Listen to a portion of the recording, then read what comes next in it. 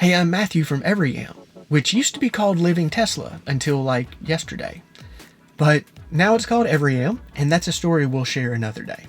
For now, though, we've had several customer requests for changes and features to add to our wired phone charging dock adapter for the Model 3 and Model Y. We've had some requests to add Lightning to USB-C charging, and also the ability to use pop sockets. So we've added those features to it, and it's made it a little more complicated to understand and install. So I kind of wanted to give an update here on what it is and how to use it. So to recap, this is for the 2020 Model 3 and Model Y with the original style center console with the doors that open, the phone charging dock that flips up, and in here you have a USB-C port on the left and a USB-A port on the right. Starting with the Model Y, Tesla supplies this wireless charging pad standard. The wireless charging pad blocks where the USB connectors used to go, right here, and this cover doesn't have the cutouts in it anymore. So you can't wired charge your phone anymore. It's wireless only. So while some people were happy with the change, it doesn't work for everyone. Some people's phones don't have wireless charging, or even if they do, it charges slowly, or maybe even not at all if you have a case or something like a pop socket. So we needed a solution, and preferably one that can charge using the USB-C port in the car, that can charge it up to 27 watts. We really wanted to just make an adapter that could work with whatever cables are out there available. So like Tesla sells these USB-A cables that come with Lightning or micro USB or USB-C, but they only charge it up to 10 watts, and they don't work with that USB-C connector in the car. What we really wanted were USB-C to USB-C cables, but we could not find any out on the market that were close to the same size as Tesla's cables, because we wanted them to be interchangeable. So we found a company that would make them for us, and we supply 2 of them with our kit.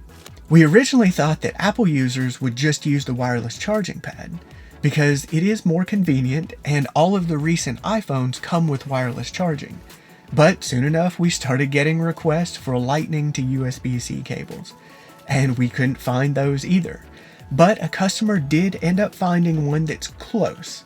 It's a little bit smaller than the ones that Tesla sells or that we sell, but we were able to modify our dock adapter to use this little spacer. So the 2 can go together and we can make it work. But since these cables were already available somewhere, we didn't have to get them made. So we don't sell them, we don't supply them with our kit. We just give you a link on our website to go purchase it for yourself if you need it. And by far it's the minority of what people use, because most are just using the wireless charging pad. It's really more the Android people who don't have other solutions. So the kit comes with this base adapter, it has a cover that slides off. Inside we have these 2 little adapters for that special Lightning cable. It comes with 2 of these USB-C cables. They fit in these spaces. They can go on either side. So you can use one or the other or both. You can do wired on one side, wireless on the other. It's just kind of mix and match however you want to. So first we're going to remove this factory cover, slide it to the left and pull it straight off. Set it to the side. Then pull out the wireless pad. Set it to the side. Next, we're going to position whichever cables you decide to use in here. I'm going to do USB-C on the left, and then we'll do Lightning on the right. This one I'm going to feed up from the bottom. So you'll want to kind of loosely position them at first, but we need to put the first part of the dock on first.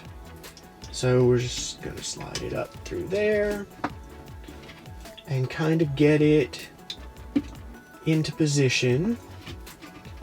And then Lightning in there. And you just kind of want to get them close here, because you don't want to pinch them as you're trying to install them. If you're forcing it, you're doing something wrong. And then slide it to the right, just like that, to lock it in. Get them where they need to be.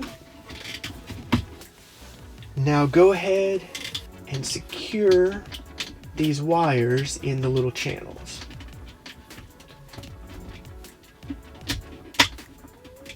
So that hold everything in place. Because you want to remove the connectors again. Loosen this up so that the pad can go back in. The cable goes in the left side, just like it was when you removed it. And it should sit down flat, just like it did before. Now slide the dock back in. Slide your cables into position. And if you're using that optional lightning cable that we provide a link to on our website, you're going to want to use the little L-shaped spacer. Hold it in place. And now slide the top on. Pay attention to this little piece that goes in that space, and it just helps tighten everything up. So that slides in, slides down, and then slides to the right. And there you go. So now for a phone, you want to line it up, plug it in, and with this option where it kind of can slide in and out, you can get the phone where it sits nice and flat. When you grab it, it can tilt out, and that works fine. And then if you have a larger phone with something like a pop socket, of course you want to collapse that down, but it will still fit even with that pop socket. It may not sit completely flat because we can only do so much here with such things as pop sockets, but it works. You can grab it and remove it just fine. So that's it for the install, but what about power for everything? The car only has one USB-C port, and depending on what you're connecting here, you probably need more than that. I'm personally using this massive Zender SuperTank Pro because it has 4 USB-C connectors, and you can charge this at the same time as it's charging something else. So I plug it into the car with one, I can connect 2 or even 3 other things at the same time. Now this is definitely the most expensive way to do this. This thing was like $250, but I like using it for other things also. So I put it in the car just when we need it, and the other times I can use it to charge my camera, charge my laptop, because it can go up to 100 watts on one port and up to 60 watts on another. So it's just kind of a versatile thing that kind of makes up for that extra expense.